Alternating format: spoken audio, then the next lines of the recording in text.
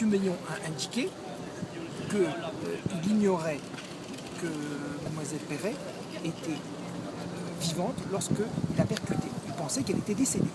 Donc, d'après les éléments qu'a révélé la cour d'assises, il semblerait que le décès se soit produit lorsqu'il lui a porté des coups de couteau dans le bois.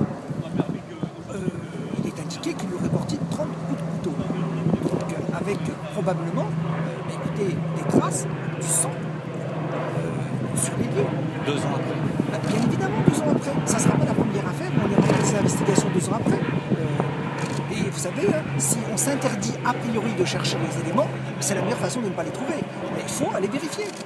On n'est pas dans ce procès à 6 mois près. Je préfère qu'on aille vérifier, parce que si effectivement cet élément-là est vrai, ce que nous dit aujourd'hui Tony Meillon, M. Tony Meillon, est vrai. Parce qu'effectivement, ça accrédite sa thèse selon laquelle il s'agit bien d'un accident, puisque le déroulement qui nous aurait déroulé après se trouverait confirmé. Voilà. Il y a peu de chance quand même 2 ans après qu'on retrouve des traces. Je viens de le dire, madame, bien évidemment. Mais si on, par hypothèse, on dit que chaque fois que le temps a passé, il ne faut plus chercher, non. Vérifions, puis nous verrons bien. La recherche principale, c'est la recherche de la vérité. La justice, c'est ça, c'est la recherche de la vérité. C'est pas de se dire, oh bah il y a des obstacles, ben non, il est trop tard. Il faut vérifier, si effectivement c'est pas possible, ben ça sera pas possible.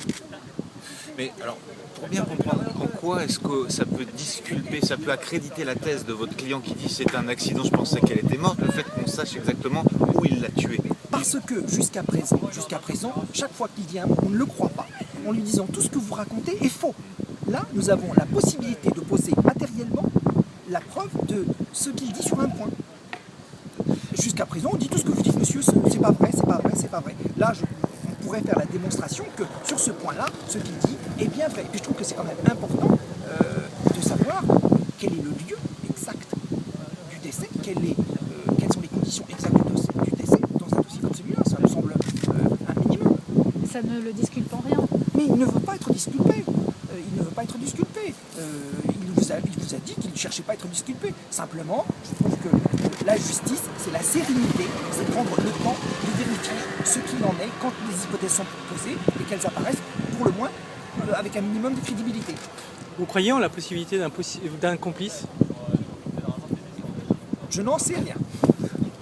Je ne peux pas vous répondre plus clairement.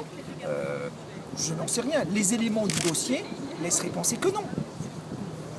J'ai lu le dossier, les éléments du dossier laisseraient penser que non. Mais j'ai pas de boule de cristal qui me permettent de savoir ce qu'il en est. Par contre, les éléments du dossier laissent penser que non.